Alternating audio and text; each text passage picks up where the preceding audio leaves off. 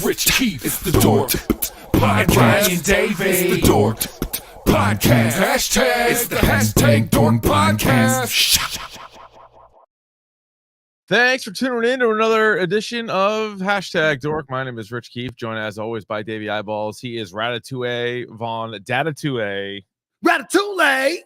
All hail the king of ginger ale. It's Ryan. Davey, how are you? We're ready to give him the old razzle dazzle for another week, you know? Yeah, that's right. That's what we're in for. You like that new addition to the soundboard? I don't know if it's going to stay or go. What was that? What is that from? That is Stephen A. Smith. On his show, he was asked who would win in a fight between Ratatouille and Stuart Little, and he had like a 3-minute answer. See, I would say in that, I did actually see that. I would actually take Remy from Ratatouille there. Every chef I've ever known is a bit of a badass. So, yep, they are. They're tough. They know they're good with knives. Sure are. That's a big help. And very short tempers. Most of them. And he's a rat. This one's a rat. So. And Stuart Little's just a little like pet store mouse, so I don't think he hasn't seen a hard day in his life. You know what he says? You know what Stuart Little says? No cheeses for us Mises. Famously, no cheeses for us Mises. So there's that. I think that's the wrong movie. That's fine. Moving on. They're all mice. They're all vermin. They're all different brands of vermin. So that's right. But right, we have a lot to get to here on the program. But first of all, how are you? Are you doing all right? I'm good. I'm tired. You know, we're in the playoff season, you know, for high school hockey right now. So you guys buzzing? Are the boys buzzing? The 2 seed in the small school tournament coming up. I like that. Pomfret on Wednesday. So We'll see. All right. I was showing you my new collection of pucks. I have ISL pucks behind me. I love the puck collection. That's right. Yeah. Nice. Every school I beat, I'm taking a puck from them. Oh, I like that. I just started it this season. I haven't gotten everyone. Then someday we had like generic pucks, so we didn't have all. But I'm going to get every school eventually. Interesting. Maybe not Saint Sebastian's, who we can't. I haven't been able to beat in anything in 30 years. So they're pretty good. You might put it like off to the side. Like, all right, well, these are all the teams that we beat. Here are just all I'm a completionist though, so I do have to get all of the ISL. I'll get it, but I'll like leave it out until I actually get something. Yeah, St. Paul's got booted from the ISL, so they're no longer in there. But it is my understanding, Richard, that they left. They got booted out of there. It was my understanding that it was their choice. Sure, it was just like Bill Belichick. He left on his own accord. Yeah, right. But I coach with a former St. Seb's player. Yeah. And we were talking about St. Paul's leaving the ISL, and he said, yeah, it's a long way to go to win 8-0. I was like, we know, but hey. Come on. I think it was 6-0. So come on, cool your jets. You don't have to exaggerate to it. You don't have to add on to it. But anyway, let's dive in because we have 2 good topics du jour this week. So let's start.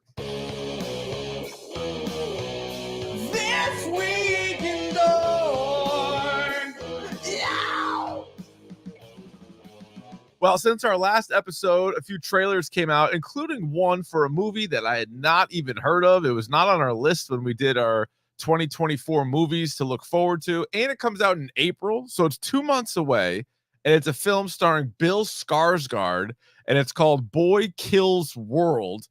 We tweeted it out. We had a bunch of people tweeted at us as well because they're like, this probably seems like it could be up your alley. Thing looks crazy. My first thought was, it's got a little like Scott Pilgrim, but it also has a lot of like Hunger Games and then like a lot of other kind of madness. Some John Wick to it, some Running Man aspects to it as well. Yep. So, Bill, I'm wondering if like he's the perfect person for this, or if people just stop giving him lines. He doesn't say he's deaf and mute in the movie, but somebody else is like the inner monologue of him. Which it's H. John Benjamin from Bob's Burgers, Archer. Like the guy just does a great voice. Awesome voice. Yeah, you've definitely recognized the voice. Yeah, it looks batshit insane. I hope that it's not like revealed at the end that like it's just all in his mind. Because it definitely seems like it could go that route. Those are the worst type of endings. I don't like those. Yeah, where it like pans out, it's just him sitting in like a chair, and you're like, in like a state hospital, just kind of like rocking back and forth. Like, no, we don't need that. Like, no, look, let most of this actually happen somehow, some way. Let this be crazy. Yeah, I saw something, and you said batshit, and I said it last week too. I saw it on a meme, duck tits. Yeah, duck tits. This could be duck tits. Duck tits crazy. I'm like all of a sudden, I went from a movie that I had not heard of to one of my 5 to 10 most anticipated movies of the entire year. I was like, holy shit! I hope this is bad in the best way possible.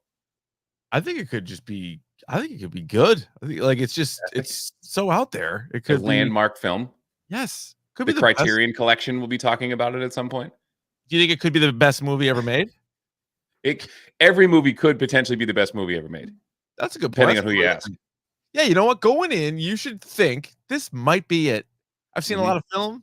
I've seen a lot of good movies. This next one could be the best one I've ever seen. According to my 7-year-old, the new Trolls movie is the best movie that's ever been made. And I'm here to tell you, it's not. It's a great mindset to have. No, I feel like it probably wouldn't be, but I'm not going to rain on her parade. That's her favorite. God bless her. I feel like there was a run there, and this is probably almost up until now that, like, I walk away seeing a movie and I'm like, is that the best movie I've ever seen? And then later on, I'm like, no, Rich, Armageddon. No, it wasn't. Armageddon is not the best movie of all time. But it got the blood flowing, didn't it? Oh yeah, cock hard in Yeah. that. Yep. But it also had funny. It had a real heart to the movie. Oh, you cried. Bruce Willis sacrifices himself. You're like, holy sure did. Shit. He didn't even like Ben Affleck. Turns out he did. Yeah, he did. He did. He was just testing. He wanted to make sure he was worthy of his daughter. Ben Affleck was worthy of putting the dinosaurs cookies on her. You know, those animal crackers all over her belly. Dinosaur, what the hell they were? Probably animal crackers. You're right. And then he crumpled them up till they were crumbed and licked them right off her.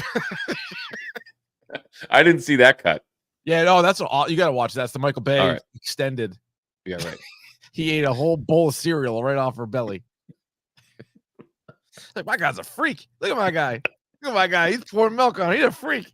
That milk had been expired for a week's time. Yeah, old milk, old chunky milk.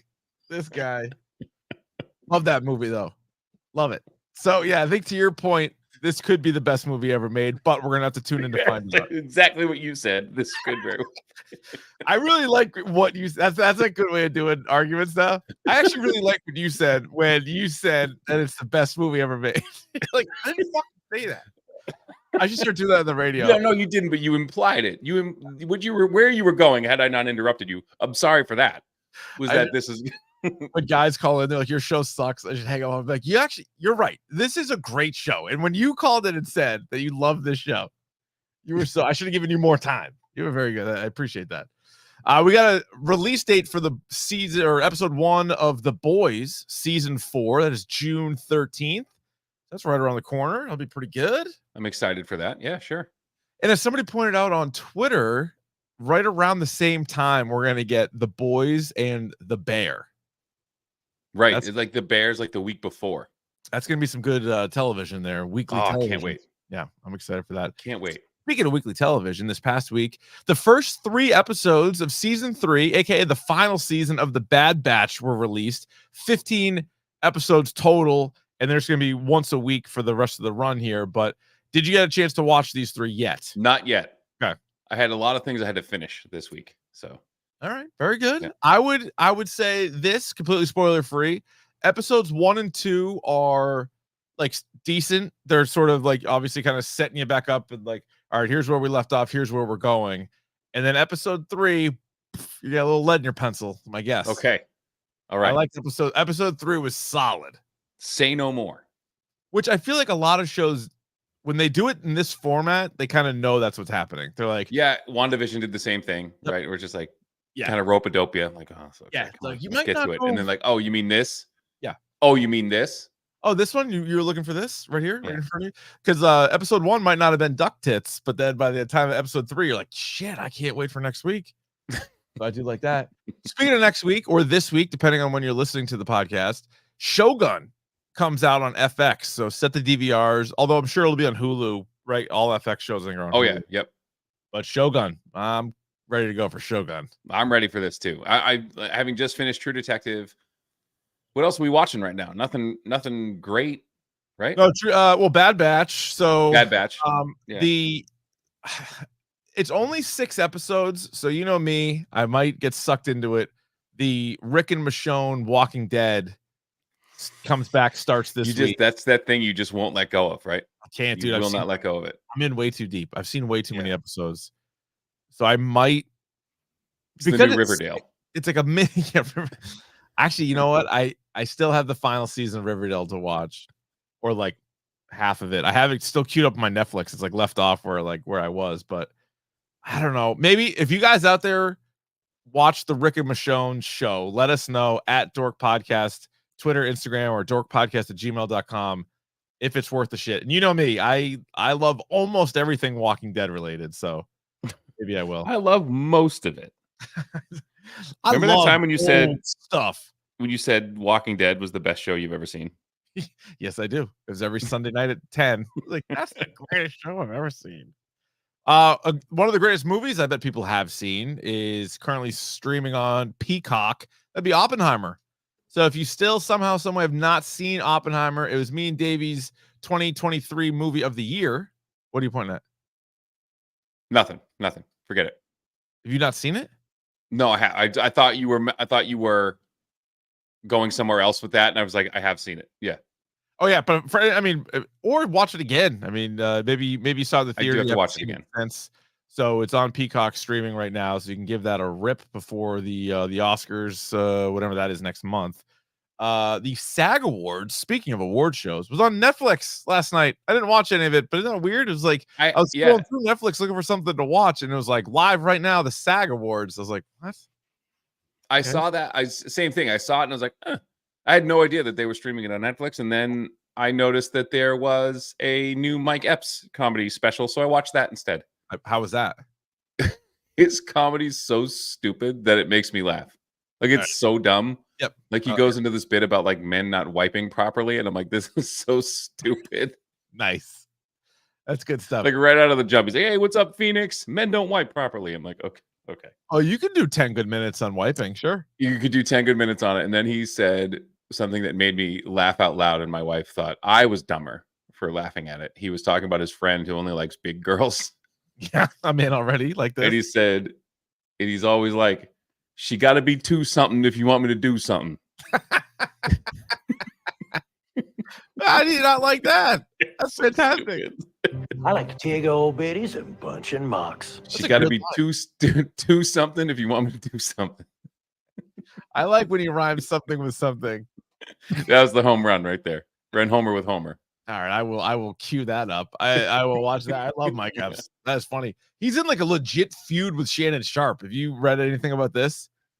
No, is it because like Shannon Sharp's doing all this thing like with I didn't follow it all like that Cat closely. Williams and all that stuff. Maybe. Oh my god, you got to watch the Cat Williams interview, even if you don't believe anything he's saying, just for entertainment value. The stuff that comes out of his mouth and how quickly, like how good he is with like words. Yeah. Like, I know that sounds dumb, but like how the way he says things, is pretty fascinating. All right, I'll have to give that a rip. I didn't see any of it. I don't really watch Saturday Night Live regularly, but Shane Gillis was the host on Saturday, and I guess his monologue is like a ton of people have seen it. A ton of people are talking about it. It's either I haven't seen it, so I don't know. I watched it. Yeah. So, do you fall into the hilarious or really, really uncomfortable? Which, because that seems like to be the two camps. It's pretty okay. Given the environment, it's uncomfortable. Okay. If you have people who are paying to watch him say these things, that crowd loves it. Yeah. For the crowd, he talks a little bit about how he got fired, and then he's like, "But don't Google it," right? Yeah. So to come back into that space and to like, it's weird. I gotta watch it. I had it queued up, and then it was like 8 minutes. I'm like, shit, I don't have time to do this whenever I was doing. So for those who don't know, Shane Gillis was cast a few years ago on SNL, and then stuff came out about like, was it jokes that he said on like a podcast? Jokes that he said on a podcast, or like on both. I think it was like just like a bunch of stuff that you're basically like at that time where a lot of people were kind of people going after him, and then he was bounced from the show. That's why it was kind of crazy. Like a few months ago, when they were like, he's gonna host. I'm like, and it's. You know what the weirdest thing was? You know, like when a monologue is going well, the band behind them is like laughing and like into it. Nothing. They were just like straight faced the whole time. The band. Not a good sign. Not a good Yeah, sign. he started like making fun of his dad at one point, and then it was like super weird. I'll give it a go. I've This is never seen his uncomfortable. stand-up, I don't think. I've seen him on a few podcasts or like just like brief clips of like interviews that he's done like with other comedians. Yeah, So I really don't know much about the dude, but it's one of those things. It's like Jesselnick does like this like deadpan thing, but it's like uncomfortable. Like he tries to be uncomfortable with it. yeah. This is like I'm gonna say something that'll purposely try to make you uncomfortable. Yeah. But like be like about it, like you'd be like just kind of like oafy and like stupid about it. Yeah. Um, Oh. and it doesn't always play as clever. Okay. You know, it's more shock value than anything else.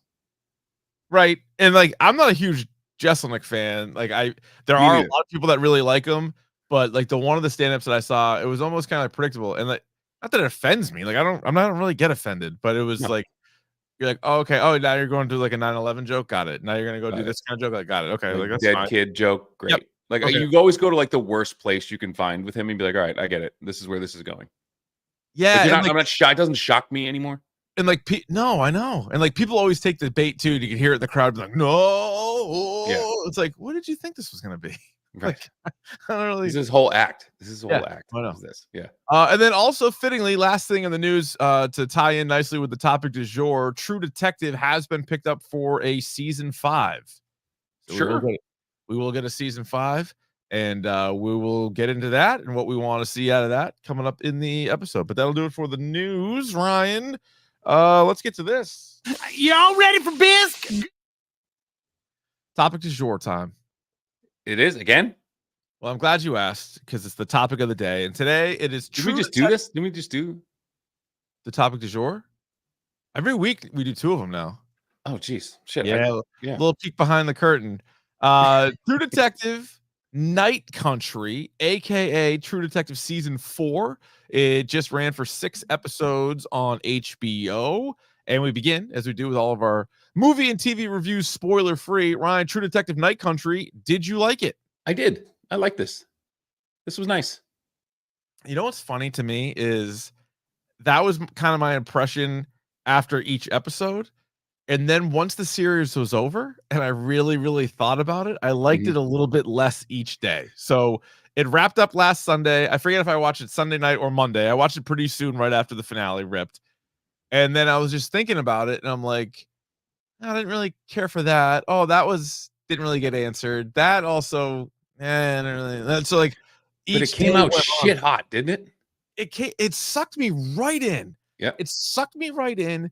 I also thought jumping to episode 5, I thought ended with like sort of like oh shit, all right, here we go. Like ready to rip for the finale. Then the finale played out, and I was like, yeah, I guess that's how you can do it. Right. Like it's like fuck. Like I wanted. Now it's also like the fact that it is a True Detective is both in many ways the best thing and the worst thing that ever happened to it, because Right. it'll never, and none of these seasons will ever be as good as season 1.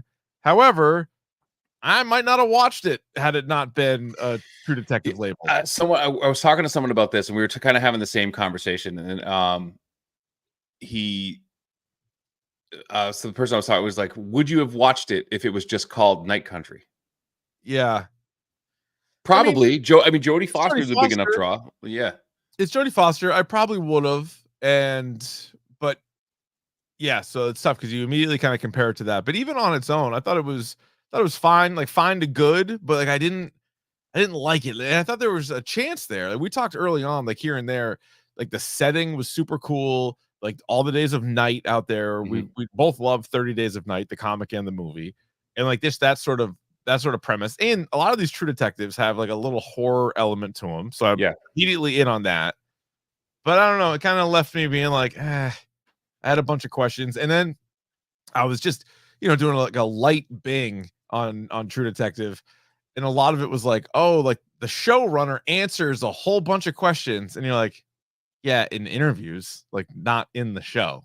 Yeah, they're doing that like that Snyder thing. We're like, well, if I had put this in, then this would have been that. Like, no, you can't do that. Like, you're right, but like that's frustrating. But it's also like it happens. You have to have.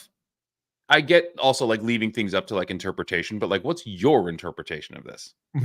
Yeah, Yeah. And like, well, you figure that out. I'm like, no, I'm asking you, idiot. Yeah. You know, What's it supposed to be? It could be anything. Like, could be I don't mind. anything. Like, no, what do you when you think of it? Like, what you know what I mean? Yeah, Yeah. so that part annoyed me because like the overall story I think is good, and that like episode 1 kind of sucks you in. You get like the detective work, and I think the relationship in particular between the two detectives, Jodie Foster's character and then Navarro on the other side. I think it's like they're not working together, they are working together, they used to work together, like that whole thing. Good. I like all that. Those two were very strong. I like those characters, and like all true detectives, the acting is usually top notch, never the problem. It was more, I guess, how it was written that kind of let me down a little Well, bit. it was like they did all this build up, like you said, and then this one, it was 6 episodes. It should have been 7 because I feel like it was like, Yeah. oh shit, we have all these loose ends to tie up in an hour. Yep. I agree. It's like 8 storylines we got to do in 1 hour. Like, Yeah. okay, how do we do that quickly? Good point by Jason in the chat. The theme song kicks ass. He says the best part of the show. William Eyelash. Yeah. Yeah. Eyelash crushes it. Yeah, that was one that because I wouldn't watch it live because we're always recording when it was on. So you always had the option to skip it. Never skipped it. My wife skips it all the time. It bummed me out. I was like, I'm gonna listen to this, and it's kind of cool because it's at night and like there's like the cars moving around, so you're like seeing different locations, and the song's just so good. I'm like, I'll leave it. Yeah, like, I don't need that minute that badly. I'll give it a go. Yeah, the characters overall, besides those two, actually, do you agree with me on those two? Do you think those two were good? They were good. I think was it the character? I forget the Navarro. Yeah, but I forget the actress's name who plays Navarro. Holly she got, Reese, I think it is. She got better as the series went on. Yeah, because she hasn't been in much. It was actually funny. No. Our buddy Mac from the Mac and Goo program was saying that he knew somebody that knew her growing up. She's from Providence and was a boxer, like a legit boxer. Well, it shows because, goddamn, there's like she throws the best punch on this show. She can kick some ass. She's only been in like 3 or 4 things. Like she hasn't been in many things. So compared to Jodie Foster, who's probably been in like 100 movies and TV shows, you know what I mean? Yeah. But for them to go neck and neck, yeah. But like the other characters, like in the town and stuff, like I thought that was all good. I had no problem with that. To me, I think it's pretty clear the rankings of the seasons. Like 1 is out in a way the best the one. door. Yeah. Then I would go season 3, which nobody ever talks about, but was a solid season of television with Mahershala Ali. Yep. Then I would go this one, and then I would go 2. Which is a shame because I think 2 had the best cast. 2's cast. Well, I mean, 1 was insane. One's insane. Those guys killed it. But yeah, you had more people in 2. More people who should have done a better job, and it just didn't. Fucking Taylor Kitsch, man, had a chance. You had Taylor Kitsch, you had Colin Farrell, Rachel McAdams, Vince Vaughn, the chick from Yellowstone, the redhead. Like that should have kicked ass. Kelly Riley. Yeah. That should have been a lot better than it was. It stunk. And it really was. It was just not great. And like the other one, it's Mahershala Ali and Steven Dorff. And you've like, all right, great. Steven Dorff. He was great. He was excellent. Steven Dorff was excellent in it. Yeah. Would you call this a must-see television show? No. Yeah, probably not. It's probably looking for something. If someone's like, hey, I need like a show this week. I'm out of shows. What like, did you watch True Detective? I'm like, no. I'm like, check it out. It's good. Yeah, that kind of helped it too. Like we were just talking about all those shows that we had done before, like Fargo and some of the other ones were done. So it's like, what other weekly shows was I watching? Not really anything. So it kind of fit in at that time. All right, what is your hashtag dork score for True Detective Night Country? I'm gonna go 4.5 on this. I'm going to go a little bit lower. I'm going 3.5. Ooh, yeah, is low. I know that's low. It's like right on that line on whether or not you should have watched it. Like this is, in other words, I think it's a hard one to recommend to somebody because outside of the like, hey, if you get nothing else to watch, like just straight up, like if you watch this and then after a few episodes they get back to you and they're like, this is the show, or like maybe at the end of it, they're like, this is the show you recommended. I'm like, well, I just wanted to talk to somebody about it because like I don't know if it's the shit or not. So I'm going 3.5. Davey's going 4.5. Let us know if you're in the chat what your score is. And of course, hit us up on Twitter and Instagram and emails what your score is for True Detective Night Country. All right. If Let me ask you this before we get into that. Like, Yeah. how do you do? I should probably ask you this years ago. So when we do an episodic episode like this, how do you rank it? So what I usually do is just kind of be like, I average out. I don't do like episode rankings, but I'll just do like sort of like the overall impression, like how many moments of it. So it's almost like a really long movie in a way. So like, was there a lot of sixes stuff in there? Was there like how bad was the bad stuff? How good was the good stuff? And then try to find that balance. And then also because we've done so many of these, kind of think back to some of the other shows. And so I could be off by like a half stone here or there, like if you go back like 4 years ago, but thinking in my head, like what has recently been a 6 or a 5 or a 4, like that I do that as well. The way I do it, I rank each episode 1 through 6 and then average it. Mm-hmm. That's how I get it. That's how I came at 4.5. So, and that's why, and maybe another reason why maybe your score is a little bit higher, because I just feel like at the end, the finale was kind of okay. Well, it was it was the lowest of the episodes that I was ranked. it the lowest? Yeah, because I lowest. just thought it ended up like you're like, oh, there's all these questions still out there, and so it kind of impacts the overall thing. Because I get asked, believe it or not, people do ask me this question, so I'll break this down for you. Episode 1, 6. So I'll go in order. Yep. 6, 5, 4, 5, 5, 3. Okay. Yeah, I thought 1 and 5 were the best for me. Yep. And then that kind of makes sense. So 4.5, 3.5. Which, if you do quick math, that's 28 over 6, so that's a 4.4. That's where I get the 4.5. I like it. And then you take a slight roundup. That 10th of a point goes up to a 4.5, and bang, you got yourself a dork score. Yourself something. Yep. Spoilers! Spoilers! Spoilers! Here come the spoilers! All right, so just right off the rip, satisfying ending, yes or no? Not completely. Kind of missed on that one. Took a big swing and missed. And I think it was, again, they had too many things that they in the writing, and we're probably like, oh shit, we got to tie this up quickly. Yeah, sort of my big issue is we've done enough stuff where if it is supernatural, I'm all in and I can believe it. If you told me that fucking a handful of aliens came down and you told that story well enough and the aliens wiped people out and then they left, I would actually be like, okay, that's what you did. You're doing an alien show. Yep. Or ghosts. You're doing a ghost show? Cool, do a ghost show. But if you're not, and then this one tried to blend the two, I'm like, I don't know. In this case, you kind of have to be one. Like, all right, what were some of those visions? Were you just kind of fucking with us? Or is it really a choose your own adventure? Because I don't know if I want to choose my own adventure. I want you to choose the adventure. Yeah, and I think they kind of explained a little bit of that away with the pollution in the water. So like there's something in the water that's making people see shit or act crazy. Yep. Or like I think they try to throw that away a little bit. With the scientists talking about, how toxic the water levels were and like people were like drinking it and stuff. So I agree. I thought they were going to lean into that even a little bit more because you have people seeing like the one-eyed polar bear, you're seeing people in the road, you're seeing all these different visions, you're hearing voices. Like, I'm like, all right, was that? Was it not that? Couple of weird kind of like written things too, like Jodie Foster surviving what she survives. Like, all right, I guess. Like they had a few characters survive situations that I'm like, I don't know if that really they would have survived that. Oh, that she falls like 10 feet from ice, like onto ice, like stomach first. And like gotta be frozen solid. And then they just like bring her back. And then I think she's in the rest of the rest of that whole scene in those same clothes. Like she never even changes out of them. Well, the other thing that Rye told, she's like, I don't want to say anything. I was like, they're in the garage. Like, first of all, they started a fire. I said something that like they started the fire in the garage. I'm like, they would suffocate with the smoke coming from that wood, like in an enclosed space. Like you can't build a fire in like a right. That's what chimneys are for. Right.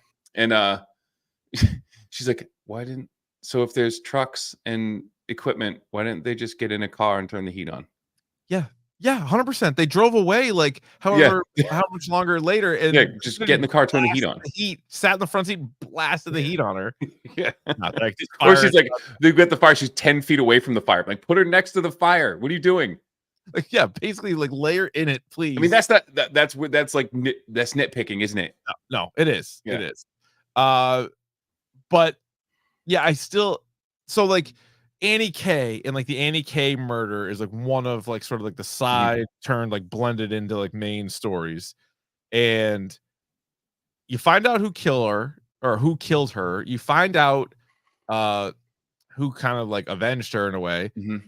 but you still never get the answer as to who cut out her tongue and who moved it to the Yeah. small lab. And so this is the one question I had too, is because I think Pryor, the older Pryor, Mhm. like he beat, remember he like after she was dead, like he beat her up, like after she just and cut out her. I think he cut it out. Hank, I think it was Hank. Yeah, I think he did it just to make it look like someone else did it.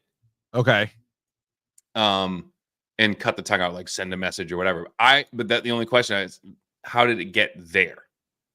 Right. How do they bring it And there? I think it's all those women, like the women who know everything, like they work as cleaners and like in the Yeah. in the lab and like other places. They show pictures of them like taking photos of like police files, like they've been in the police evidence locker room and they've been all over the place. So they might have gotten it and planted it there. But again, like the woman who's like the boss is like, we don't know anything about that. That's what I'm saying. Like she was asked point blank, and she could lie, but like She could she was lie, asked point blank because they made a pretty big deal out of the tongue. They brought it up a few times. Right. I'm like, well, wouldn't you circle back and say what actually happened with that? But I think it was their way of connecting the two. Like Yeah. this is and they, because remember there's a whole bit about the tongue, about how that's a native woman's tongue because of the nets and like all that stuff. Yes. So going back to like the cleaners who came out and like they were like an army that kind of came in there and kicked ass. What did you think of that? I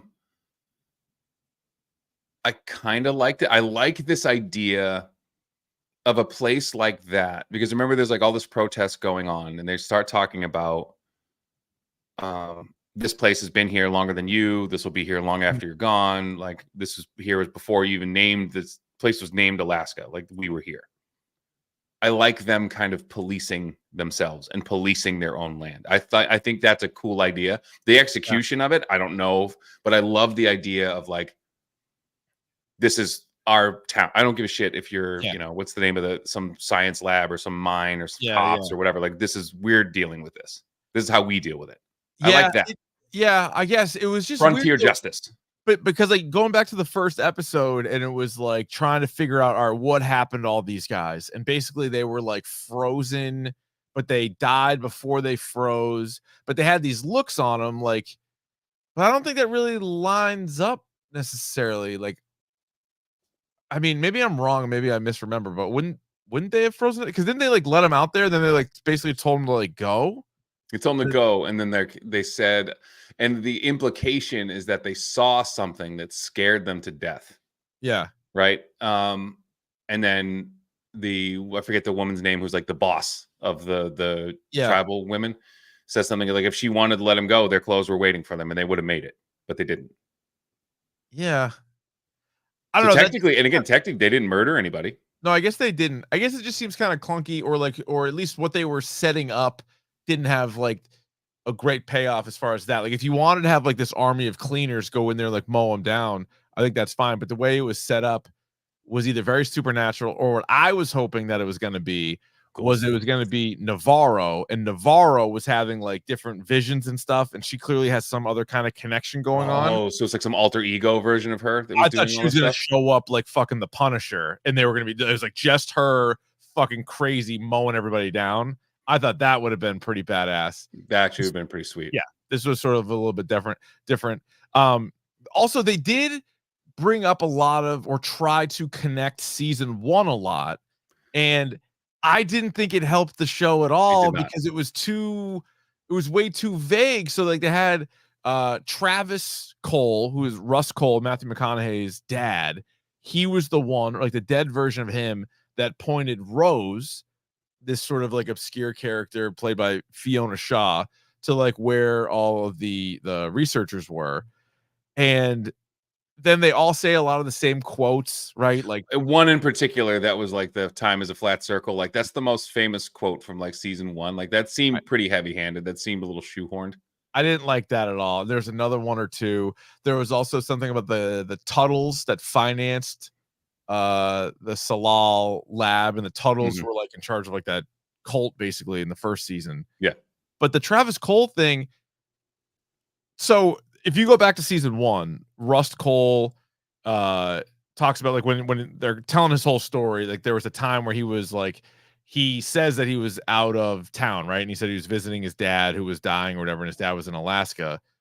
But they never could confirm that. Like they didn't, like within the other cops like looked that up and they couldn't really confirm it. Yeah. And so I'm like, maybe he just lied about it, and maybe his dad really wasn't out there and he kind of like got away with one. And then but they used that as like, yep, he for sure was there in this one. You know, like I don't know if that was the best thing to put in. Just because he said Alaska, he may have been full of shit. But and you think that's the now you think, you know, maybe he might be, he might not be. He might be. And they leaned on the spiral thing a lot, and the spirals really didn't lead to anything. That wouldn't go anywhere. It was just like, oh shit, remember that from season 1? And then like for me, it was like Annie says something, not Annie, Navarro says something like, oh, like I used to love oranges. My mom loved oranges, and she would peel them in like one long peel. And I said out loud, like a spiral, like a spiral. And then like I think started making a spiral too at one point, and you're like, you why? quick bing that, yeah, you quick bing it, and you know it's a symbol for like, you know, the cycle of violence or something like that. Like you just, it is a flat circle, right? So it's just yeah. You know, until you break it, which I think that's the point of Navarro's storyline, is that like, because her name, which I'm not even going to attempt to pronounce, like her real name means like the bright sun after a long night or something like that. Yeah. So that's pretty cool. So it's the breaking of that. So like I get it. But again, it seemed a little quick. All right. Speaking of Navarro, how does her story end in your mind? Is she dead? No. Okay. I don't think so. She just took a walk. I think she went on walkabout for a little bit. I think, you know, you get a break from everything that's happening because like this Annie thing has been put to bed. The thing with her mom, thing with her sister. Now she can kind of do what she wants to do. And, you know, her relationship with Jodie Foster's character is now they're partners again. So I think she just took some time and then eventually found her way back. Because that's what they talk about that. Yeah, you're right. I also read online there was like somebody asked the director and writer of the show, they were like, after that one episode where Navarro was just so pissed off and then like tried fighting those guys and then they ended up beating the shit out of her and she had like all those injuries, they're like, how come the next episode she had like no injuries? And they were like, oh, well, that takes place like 6 days later. And I'm like, I guess she got fucking destroyed though. Like 6 days, but okay, whatever. Is she Wolverine? He's from Alaska. True. Good point. She could be Wolverine. Oh, he's from Canada, but like, you get the idea. Yeah, he's from Canada, but it's all the same. It's all the same junk. All right, what Bri was the biggest What the fuck? moment of the season? I think this shot when they took all of the scientists to the rink and they started to melt, and then there was like, there's only 5. Like they thought there were all 6 of them, and there was only 5. Yeah. Then I said out loud, What the fuck? yeah. What the fuck? Right. Yeah, just like that. See these little frozen peepees, and there's supposed to be 6 little frozen peepees. No, there's only 5. I count 5 little dinks. 5 little dinks. I would say the Jodie Foster love scene had to be right up there. Oh, with Chris Eccleston's sweet love with Chris Eccleston, Captain Ted Conley, right there. A little desk. I mean, they were just like banging everyone in the town too. What was that all about? Why do we need that? Yeah. Oh, also the what's his name? The kid, Peter, or they just called him Pryor, but that's his last name. So Hank's his dad, then Peter. So he kills his dad in this, and then he's like, "Yeah, I'll clean him up," and then he's like, "Fine, pretty much fine." After, I think maybe there's like he knew he had to. Yeah, I guess because he got his family back, but yeah. Yeah, that was pretty intense. But the girl that Danvers, Jodie Foster, basically Mhm. like adopted in, she would have to know something was up because she came over, remember, to Danvers' house, and she Yeah. saw him there, and he's like, "What are you doing here?" And he's just like, "Oh yeah, whatever, like let's go." And then I was confused too. So he shoots his dad in the head, like side of the head, right? Like hits him in the side of the head. Why was there a tooth in the wall? I don't know.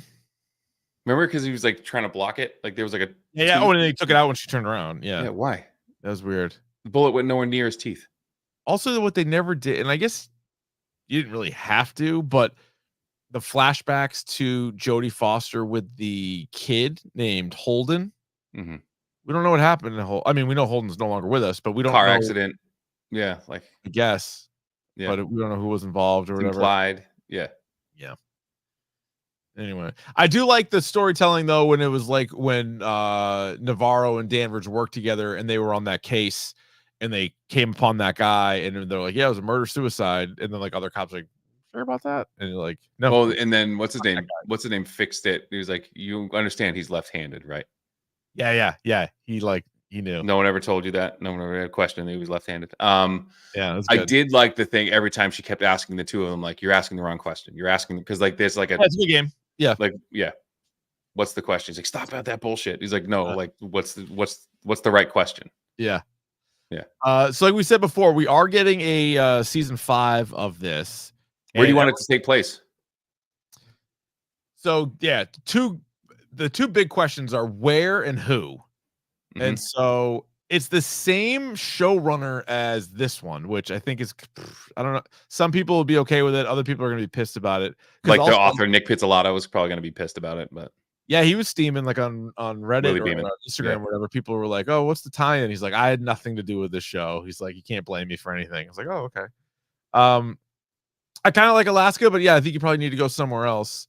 You could always do like Louisiana. So yeah, so that was the first season was Louisiana, right? First season was? Oh shit. Yeah, he's in the Bayou. And the second one was California. Third one is in the South somewhere. Oh yeah, where was the third And one? this was Alaska.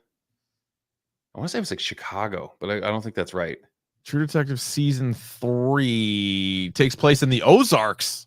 Yeah, so what I think the scare like West Virginia Yeah. to me is like that place is fucking scary. Yeah, it is. Yep. Like Virginia, like there's shit that goes on in like West Virginia and Western Virginia that like there's some Yeah. scary motherfuckers out there. Yeah, you could do that because like you obviously you can't go Minnesota, North Dakota, Idaho. That's all Yeah, Fargo. you can't do that. Fargo's Pacific, yeah, country. That's their territory. yeah. I feel like Texas and Florida are kind of like too obvious, too big, too obvious. So yeah, you already did Louisiana Ozarks. You could do I'm just like this a Boston kid. guy. There's large swaths of this country that I have no idea what goes on there. That's true. That's true. You know, like what is going on in like Appalachia? Like you hear stuff like that all the time. You could do like what about like Arizona, New Mexico, or like out like do that. desert land?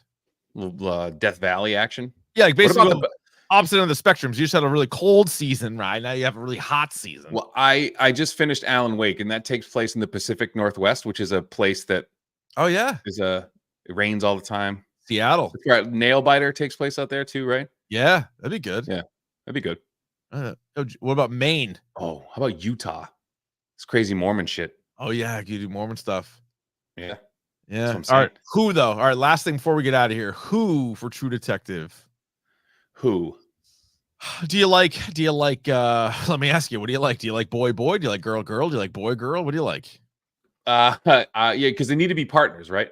I think you need to start with 2 and then you could always add more because like some seasons had more significant 3rd and 4th characters. Other seasons it's really the 2.